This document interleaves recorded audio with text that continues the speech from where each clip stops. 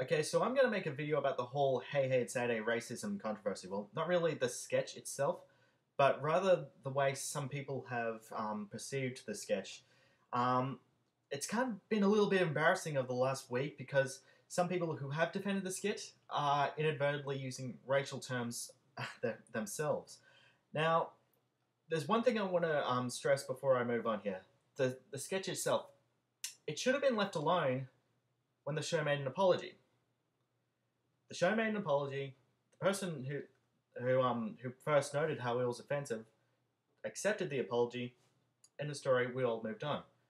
But a lot of people still had their things to say, and well, there's not really much you can say by just complaining about it. I mean, the show's over. It was a one-time, well, actually, two-time reunion special. This was the last show.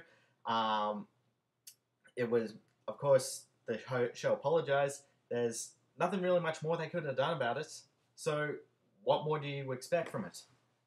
Unfortunately, some of the people who are defending it, as I said, using racial terms in the film, and I'll point out some of the most frequent defenses that are racist. Okay, first of all, this one's not racist, actually. This one was actually about Harry Connick Jr. A lot of people are saying that if Harry Connick Jr. didn't say anything, this whole thing would have happened.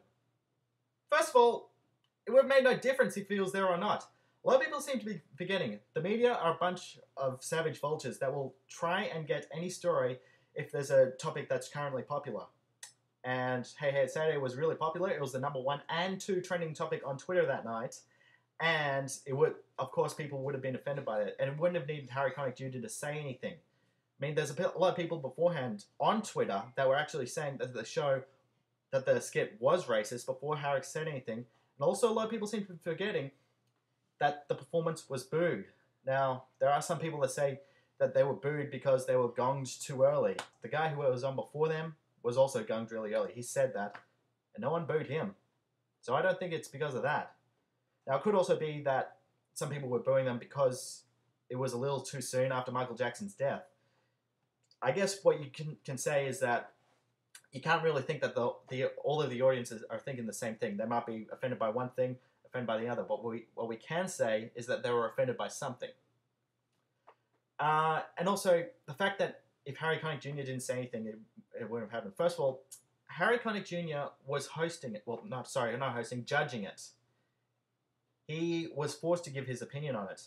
And if he didn't say anything about it, being his background of where he grew up, he would have been called racist by his own people. It was said why a lot of people would have been asking from the US why he didn't speak out then, being that he is American and from New Orleans. That probably would have brought an end to his career. So guys, lighten up on Harry Connick Jr. He was put in a damned if you do, damned if you don't situation. And no, it wasn't a whole media promotional skit. Like I said, he was kind of forced into it. In fact, he said if he knew that sketch was going to be on, he wouldn't have taken part in the show. Okay, now we'll get to the actual racist comments. First one, that the performance was multicultural. Well, first of all, yes, that's true. They are multicultural. Pakistani, Indian, Italian, whatever. Doesn't really matter though, because there was no African American there. The fact is, it was a portrayal of the Jackson Five, who were African American, but there were none there. Now, a lot of people are actually saying that because someone in there was Indian, that it made it okay. First of all, that's actually an even more racist comment to say, because you're kind of saying that Indians and African Americans are pretty much the same people when they're clearly not. Different skin tone, different culture, and you're pretty much saying that they're the same just because they're black. I mean, that is a racist comment. Now, I'll point out some of these comments here that kind of say what I'm talking about. Okay, another popular comment was... hang on. Let me explain to you why blackface is considered racism in the US. Over 100 years, blackface makeup was used in the American and Performance Society.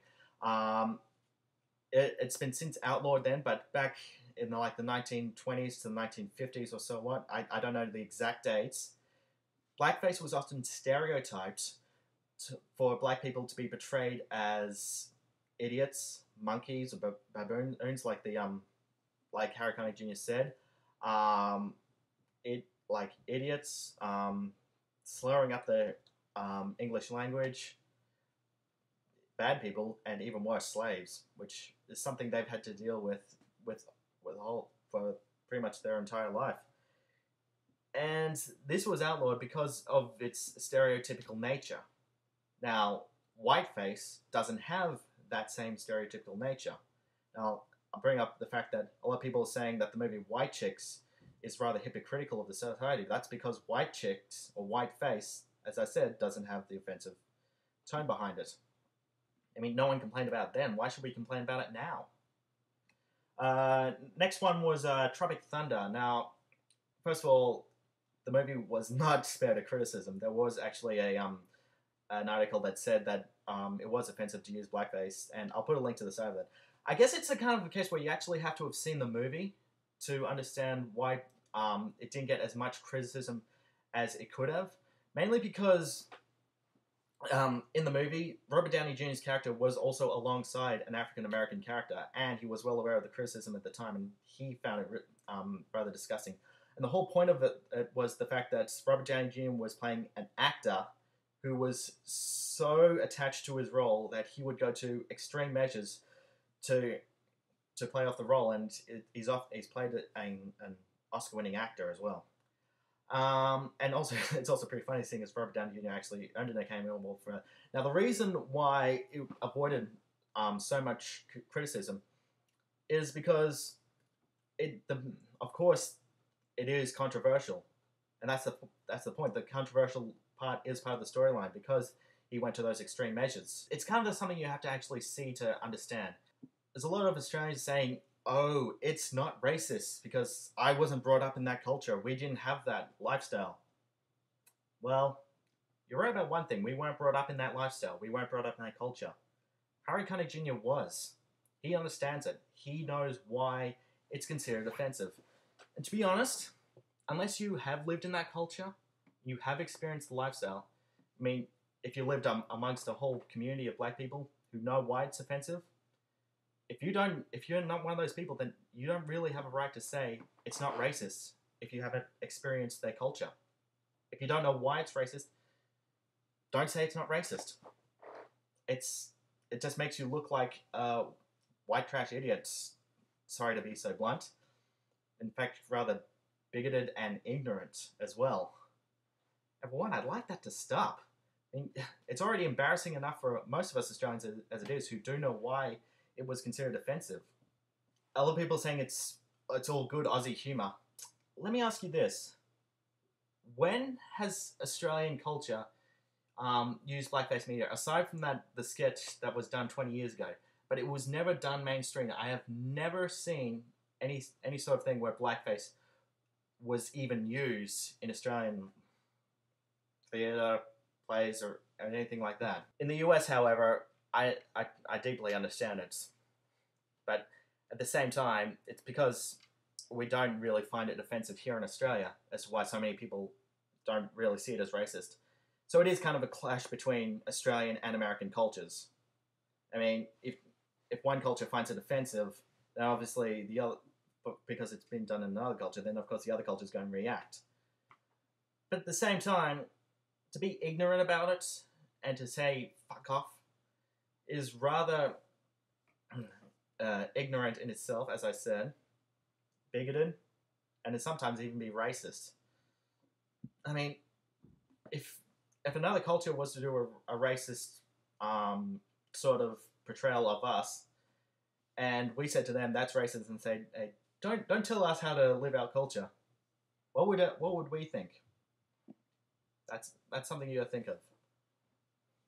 One more point I want to bring up is the Harry Connick Jr. Mad TV sketch that seems to be making its way around YouTube lately. Now, a lot of people are calling Harry Connick Jr. a hypocrite for using blackface. Okay, are you guys extremely blind or extremely stupid? How could this be considered blackface? I want to point out a specific key frame here. No, so this one. Now look at this. His skin tone is really brighter here. The reason why it looks dark is because of the lighting. It could also be due to the contrast. I don't know. But I study film and television, and if you are in dark lighting, your skin will look a little darker. Now I'll give you an example right here. See, if I move back here, see, does that look like a blackface? I didn't put any makeup on. Now if I come up here, you see it's just my normal skin. So, quit calling Harry a hypocrite and just leave him alone, guys. It seems like you're just looking for an excuse to strike back on, which I want to bring up one more point. Other people are saying that the Americans need to take care of their own problems, and they say that you should take care of, I know, the KKK or the cross burning. Two wrongs really don't make a right. If they say it's offensive because of something we just did, to say that they did something wrong in the past doesn't justify it. I mean, most notably, they probably wouldn't have had anything to do with it, probably because it was done by a group of different people, and it probably also been a far past generation, which no one alive would have done so today. So, again, that also does work both ways. So, in the end, kind of lighten up, guys. There's no need to be hostile. What's done is done. Apologies are made, and we all know what's happened now. So give it a rest. There's no need to fight about this anymore. I'm done.